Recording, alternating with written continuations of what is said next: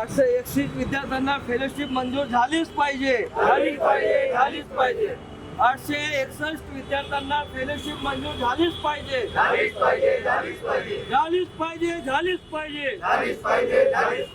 विद्यार्थ्यांना फेलोशिप नाकारणाऱ्या महाराष्ट्र सरकारचा मुर्दाबाद. महाराष्ट्र सरकार मुर्दाबाद. प्रकाश दार्शनिक सर, मी यांना विनंती करतो की त्यांनी आपले विचार मांडावे.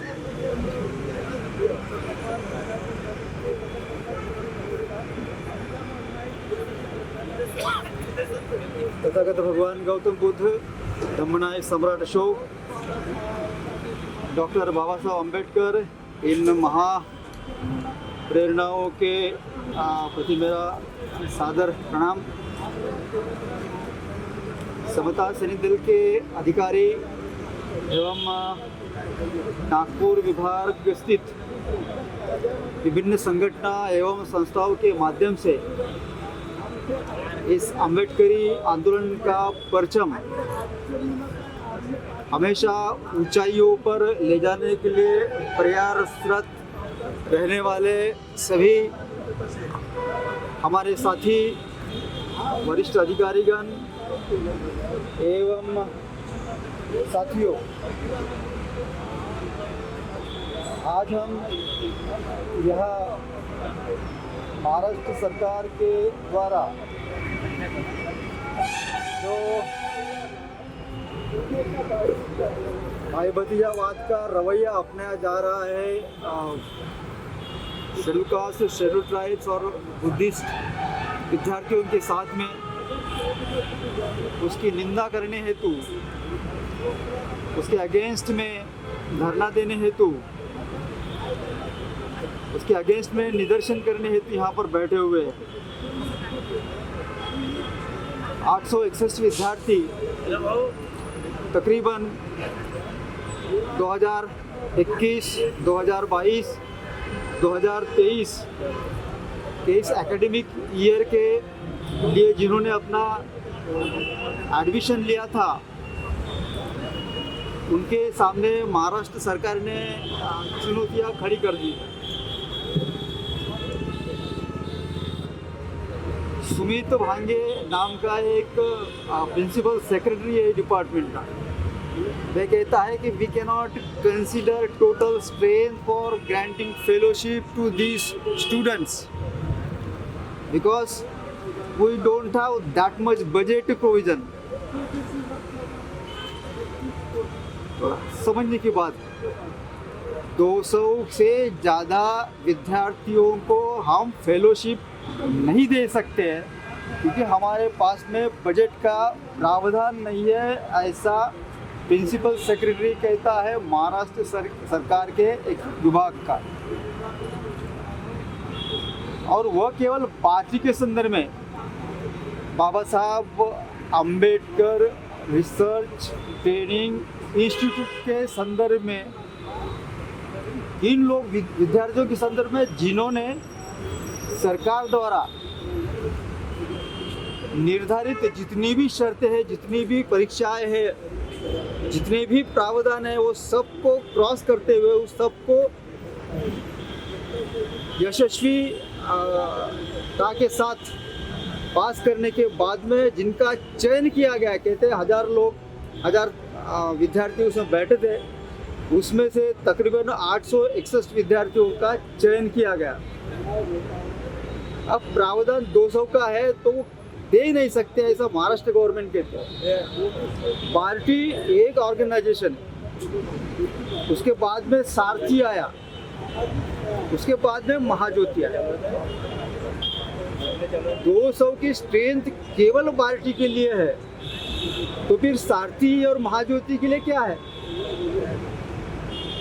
तो हम देखते हैं कि सारथी के फेलोशिप के लिए जितने भी विद्यार्थियों ने आवेदन किया था, उन सभी की फेलोशिप मंजूर कर दी गई.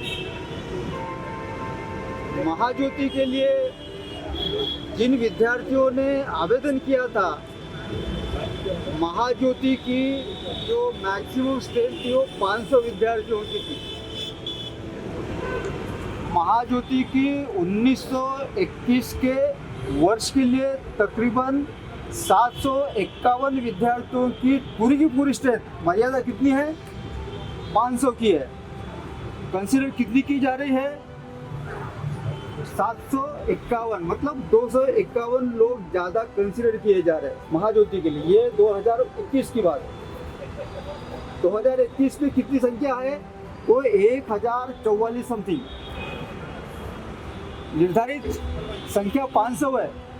जब महाज्योति के अंतर्गत शिष्यवृत्ति या फिर पीएचडी होल्डर्स जो विद्यार्थी है उनकी संख्या को अपडेट करने के लिए कंसिडर किया जाता है, सारथी के तहत जिन लोगों ने आवेदन किया है उनके फेलोशिप के लिए जो राशि है अनुमान उनको देने के लिए अगर मंजूर किया जाता है तो फिर पार्टी के तहत बढ़ी हुई संख्या को मंजूरी देने के लिए क्या रुकावट है? आप देख रहे होंगे इसमें, सिर्फ पानी का, आप देख रहे होंगे इसमें कि पहले पार्टी थी, सारथी आई और महाज्योति आई।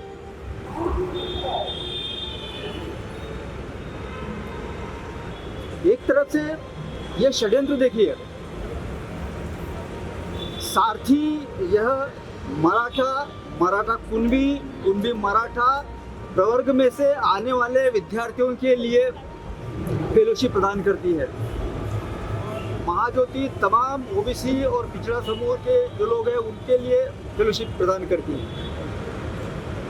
अब जाहिर है कि बौद्ध, अम्बेडकराइट, मास, अनुसूचित जाति जनजाति के विद्यार्थियों की फेलोशिप को नकार करके हम सभी लोगों के मन में सारथी और महाज्योति के अंतर्गत विद्यार्थियों को जो फेलोशिप दी जा रही है उनके अगेंस्ट में हमारे मन में विध्वंस, हमारे मन में ईर्ष्या भरने का प्रयास किया जा रहा है। मतलब आपस में ये फूट डालने का प्रयास किया जा रहा है। कर कौन रहा है? तो खुद महाराष्ट्र गवर्नमेंट का। मुझे कहीं तो भी संदेह है कि ये जो सरकार है इस महाराष्ट्र शासन को अपने हाथ में रखे हुए, ये really wants to develop this state और नॉट? स्टेट को आगे बढ़ाने के लिए, देश को आगे बढ़ाने के लिए मंदिरों की नहीं, भगवानों की नहीं, तो क्वालिफाइड नागरिकों की, क्वालिफाइड लीडर्स की, क्वालिफाइड व्यक्तियों की जरूरत होती है। एक तरफ हम देखते हैं जैसे सर ने कहा कि मंदिरों को हजारों करोड़ रुपए का दान दिया जा रहा है और शिक्षा लेने वालों को नकारा जा रहा है। सरकार क्या करना चाहती है? सरकार पुजारी बनानी चाहती है कि सरकार शिक्षित अधिकारी बनानी चाहती है? देश का भला पुजारियों के माध्यम से होगा या देश का भला शिक्षित व्यक्तियों की वजह से होगा? It seems somewhat confusion like thing are there. पूरे देश की हम जब आंकड़ेवारी देखते हैं तो हमारे देश में हर साल तकरीबन 24,000 पीएचडी होल्डर्स बाहर निकलते हैं।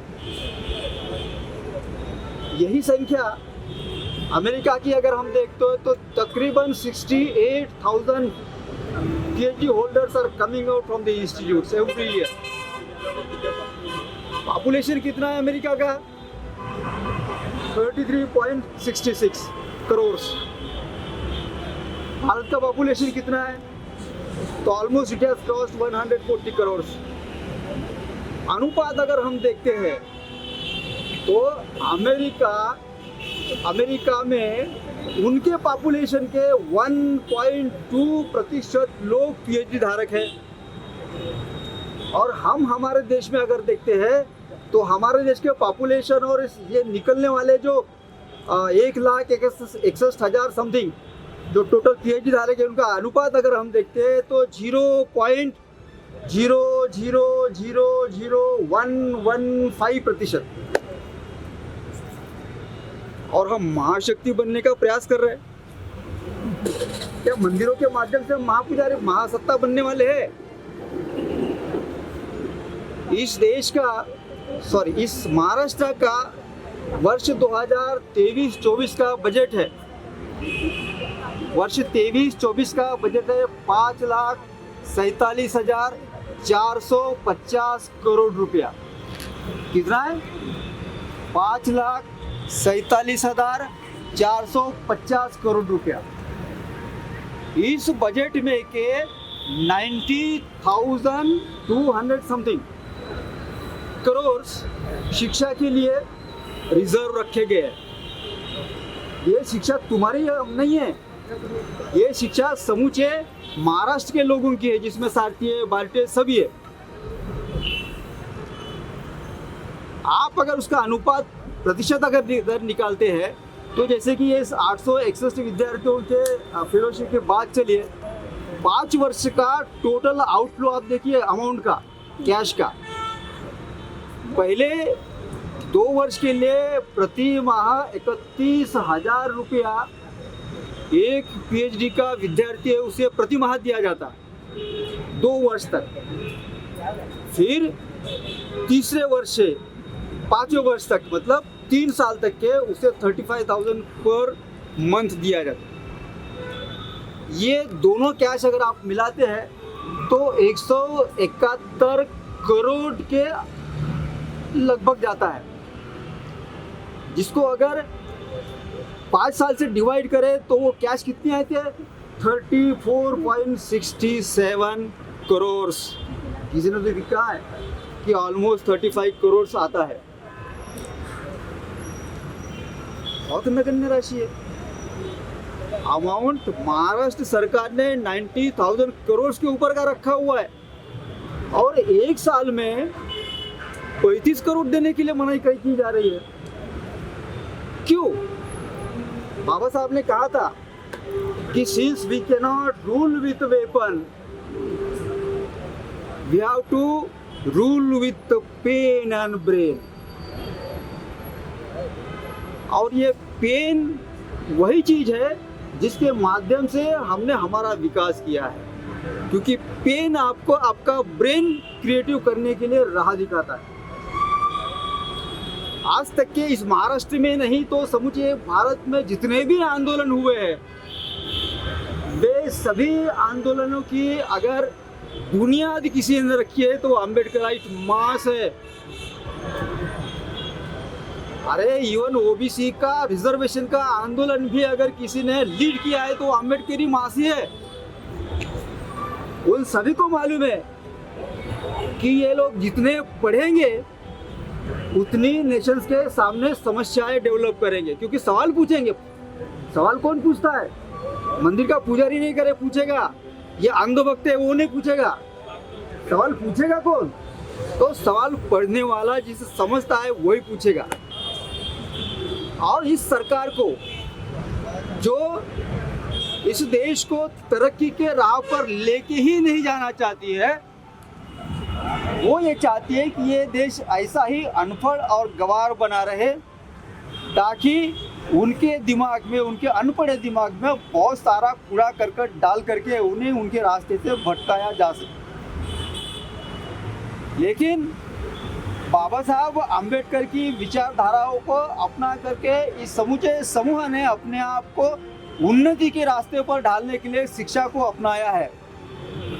और उस शिक्षा को अपनाने के बाद में उसमें वह निरंतर प्रगति करना चाहता है। दुनिया की सबसे बड़ी अगर कोई डिग्री है तो पीएचडी है।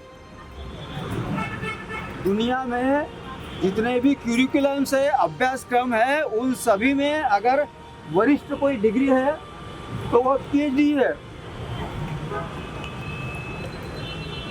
और भारत देश में पीएचडी पढ़ने वालों को नकारा जाए। जिस चाइना के साथ हम कॉम्पीट करने की बात कर रहे हैं, उस चाइना में तकरीबन हर वर्ष 49,000 पीएचडी धारक निकलते हैं। हमारे देश में मैंने कहा 24,000 से ज़्यादा नहीं। अरे 5 बिलियंस का जो ये है तुम्हारा बजट है, क्या मतलब देश को आर्थिकता के ऊपर लेके जाने की जो बात है, कहाँ से होगी, कैसे डेवलप होगी? किसी भी सरकारी कार्यक्रम को, सरकारी प्रयोजनों को, सरकारी उपक्रमों को नियंत्रित और निर्धारित लीडिंग करने के लिए सीखे पढ़े और ऐसे ही पीएचडी धारक व्यक्तियों की जरूरत होती है, और सरकार उन्हीं के पैरों में बेड़ी डाल दी। ये जो कदम है सरकार का, हम यहाँ और बैठे क्यों है, तो निंदा इसीलिए की जा रही है कि सरकार ने शिक्षा ग्रहण करने के लिए जो लालसा पाल रखी है, उन लोगों को रास्ते से भटका करके उन्हें अनपढ़ और गंवार रखने के लिए एक उनकी तरफ से प्रयास किया जा रहा है, और इसीलिए उसका विरोध है। क्या होगा अगर हमारे अम्बेडकराइट मास, बुद्धिस्ट मास, अनुसूचित जाति जनजाति के विद्यार्थियों को फेलोशिप अगर नहीं दी जाती है, तो हमारे मन में सारथी और महाज्योति के विद्यार्थियों के संदर्भ में नफरत डेवलप होने लगेगी। रिजल्ट क्या होगा? क्लैशेस होंगे, और क्लैशेस क्या करेगा? इस राष्ट्र को, इस राज्य को, इस राष्ट्र को प्रगति के रास्ते पर नहीं लेके जाएगा, उसको अधोगति की तरफ, पीछे की ओर लेके चला जाएगा। आज जो आज़ाद मैदान में जो बंदे बैठे हुए, कोई अमीर नहीं है, कोई रिक्शा खींचने वाला व्यक्ति है, कोई खेती में मजदूर करने वाला परिवार है, उसका लड़का है, उसकी लड़की है, दूसरों के घर में बर्तन मांजने वाले परिवार की लड़की और लड़कियां हैं। ऐसे लोग अपनी जिम्मेदारियों का वहन करते हुए देश में कुछ तो भी कर दिखाने की हसरत पाल करके अपने आप को एजुकेट करने की कोशिश कर रहे हैं, और उन्हें रोका जा रहा है। हमें यह देखना होगा कि भाई ये जो रुकावटें हमारे पैरों में डाली जा रही है, वह अगर यूं ही हम सहते रहे तो ये तो केवल ट्रेलर है, आगे और बहुत सारी चीज़ें आने का अंदेशा है, और यही अंदेशों को ध्यान में रखते हुए हम सभी ने, केवल समता सैनिक दल ही नहीं, तो इस समूह के लिए, अम्बेडकराइट सोसाइटी के लिए, अम्बेडकराइट मूवमेंट के लिए, अम्बेडकराइट एजुकेशन के लिए जो भी प्रयास करते हैं, उन सभी का ये परम कर्तव्य बनता है कि उन्होंने महाराष्ट्र सरकार के इस भेदभावपूर्ण रवैयों का विरोध करना चाहिए। समूचे महाराष्ट्र में आज के दिन सभी जगह, सभी जिला प्रीमाइसेस में निदर्शनें हो रही है। हम भी आज उसी की एक कड़ी बनकर यहाँ बैठे हुए हैं, और यह बैठना इसलिए भी है कि चाहे हमारे मकसद अलग अलग हो, हमारा उद्देश्य अलग अलग हो, लेकिन जहाँ कॉमन एजेंडा की बात आती है, कॉमन हित की बात आती है, तो हम सभी एक है। मुझे लगता है ये बात हमारे लिए बहुत महत्वपूर्ण है। हम ये भी जानते हैं कि समता सैनिक दल के साथ में 10 लोगों कॉर्नर में, किसी अन्य संगठन के लोग 10 कॉर्नर, वो कॉर्नर में, ऐसे अगर बैठे रहे तो शायद ये मकसद हासिल नहीं होगा, और ऐसा करना महाराष्ट्र सरकार के उद्देश्यों की पूर्ति के लिए ही काम करने से का होगा।